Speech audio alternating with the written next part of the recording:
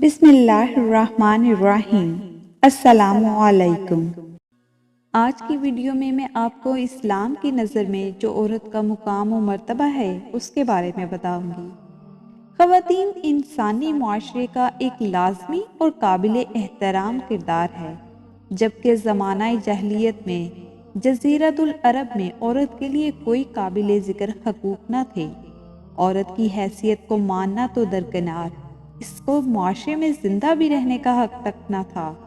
معاشرے میں عورت کا مقام و مرتبہ ناپسندیدہ تھا، وہ مظلوم اور ستائی ہوئی تھی، اور ہر قسم کی بڑائی اور فضیلت صرف مردوں کے لیے تھی۔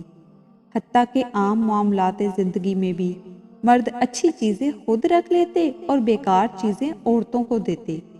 عورت کو مرد کے مقابلے میں نسبتاً کمتر سمجھا جاتا تھا۔ یہی نہیں بلکہ عورت کی حیثیت کا اقرار کرنا تو درکنار، وہاں تو عورت سے اس کے جینے کا حق تک چھین لیا جاتا تھا۔ اس لیے وہ لوگ لڑکی کے پیدا ہونے پر غصہ میں ہوتے اور انہیں زندہ دفن کر دیا کرتے تھے۔ قرآن کریم میں ان قوموں کے اس طرز عمل کی عکاسی یوں کی گئی ہے، اور جب ان میں سے کسی کو لڑکی کی پیدائش کی خبر سنائی جاتی تو اس کا چہرہ سیاہ ہو جاتا اور وہ غصہ سے بھر جاتا، وہ لوگوں سے چھپتا پھرتا ہے اس بری خبر کی وجہ سے جو اسے سنائی گئی ہے۔ اب یہ سوچنے لگتا ہے کہ آیا اسے ذلت و رسوائی کے ساتھ زندہ رکھے یا اسے مٹی میں دبا دے، یعنی زندہ درگور کر دے۔ خبردار، کتنا برا فیصلہ ہے جو وہ کرتے ہیں۔ مردوں نے عورت کو ہمیشہ اپنی عیش کشی اور عشرت پرستی کا ادنیٰ حربہ اور ذریعہ تصور کیا، اور یوں معاشرے میں اس کی حیثیت ایک زرخیز کنیز کی سی بن کر رہ گئی۔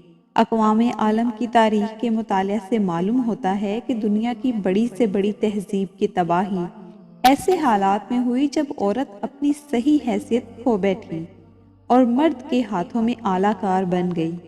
اسلام کی آمد عورت کے لیے غلامی، ذلت اور ظلم و استحصال کے بندشوں سے آزادی کا پیغام تھی۔ اسلام نے ان تمام کبھی رسوم کا کلا کما کر دیا جو عورت کے انسانی وقار کے منافی تھی، اور عورت کو وہ حیثیت عطا کی جس سے وہ معاشرے میں اس عزت و تکریم کے مستحق قرار پائی جس کے مستحق مرد ہیں۔ اللہ تبارک و تعالیٰ نے تخلیق کے درجے میں عورت کو مرد کے ساتھ ایک ہی مرتبہ میں رکھا ہے، اسی طرح انسانیت کی تکوین میں عورت مرد کے ساتھ ایک ہی مرتبہ میں ہے۔ ارشاد باری تعالیٰ ہے، اے لوگو اپنے رب سے ڈرو جس نے تمہاری پیدائش کی ابتدا ایک جان سے کی، پھر اسی سے اس کا جوڑ پیدا فرمایا، پھر ان دونوں میں سے بکثرت مردوں اور عورتوں کی تخلیق کو پھیلا دیا۔ اللہ تعالیٰ کے ہاں نیک عمل کا اجر دونوں کے لیے برابر قرار پایا ہے کہ جو کوئی بھی نیک عمل کرے گا اسے پوری اور برابر جزا ملے گی، اس کو پاکیزہ زندگی اور جنت میں داخلے کی خوشخبری ملے گی۔ ارشاد ربانی ہے، جو کوئی نیک عمل کرے خواہ مرد ہو یا عورت، جبکہ وہ مومن ہو تو ہم اسے ضرور پاکیزہ زندگی کے ساتھ زندہ رکھیں گے اور انہیں ضرور ان کا اجر بھی عطا فرمائیں گے، ان اچھے اعمال کے عوض جو وہ انجام دیتے تھے۔ اللہ تعالیٰ نے اپنی رضا اور پاکیزہ زندگی دنیا و آخرت میں عطا کیے جانے کی خوشخبری کو عمل صالح کے ساتھ مشروط کیا، جس طرح دوسرے مقام پر عمل صالح کو جنت کے داخلے اور رزق کثیر کے ساتھ مشروط کیا۔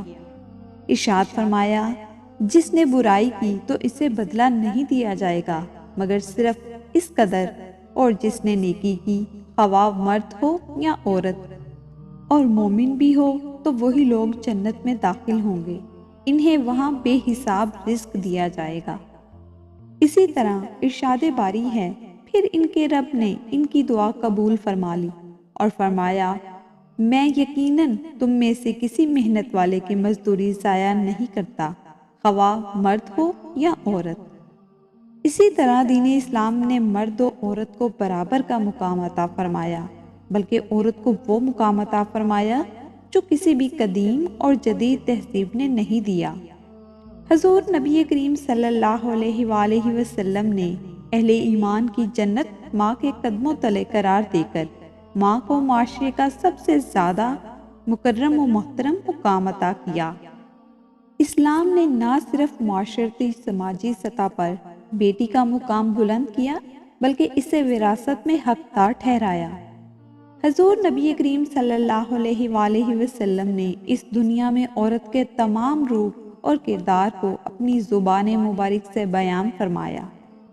اب جس دور میں عورت ہو، جس مقام پر ہو اور اپنی حیثیت کا اندازہ کرنا چاہے تو وہ ان کرداروں کو دیکھ کر اپنی حیثیت کو پہچان سکتی ہے۔ عورتوں میں بہترین عورتیں 4 ہیں: حضرت مریم بنت عمران علیہ السلام، ام المومنین حضرت خدیجہ الکبریٰ علیہ السلام، حضرت سیدہ فاطمہ الزہرا علیہ السلام اور فرعون کی بیوی آسیہ علیہ السلام۔ ان 4 عورتوں کی طرف اشارہ فرما کر حقیقت میں 4 بہترین کرداروں کی نشاندہی فرما دی گئی ہے، اور وہ کردار جس سے اللہ اور اس کا رسول صلی اللہ علیہ وآلہ وسلم راضی ہوئے اور اس مقام سے سرفراز فرمایا جو کسی اور کو نصیب نہ ہوا، وہ کردار کیا ہے؟ ایک ماں کا کردار، حضرت مریم بنت عمران علیہ السلام۔ ایک عظیم بیوی کا کردار، حضرت خدیجہ الکبریٰ علیہ السلام۔ ایک عظیم بیٹی کا کردار، حضرت فاطمہ الزہرا علیہ السلام۔ ایک عظیم عورت کا کردار، حضرت آسیہ علیہ السلام۔ ان 4 کرداروں پر نظر دوڑا کر ہر عورت اپنی حیثیت کو پہچان کر اپنے کردار کو متعین کر سکتی ہے کہ وہ کون سے راز تھے جنہوں نے ان ہستیوں کو خیر النساء کے لقب سے سرفراز کیا۔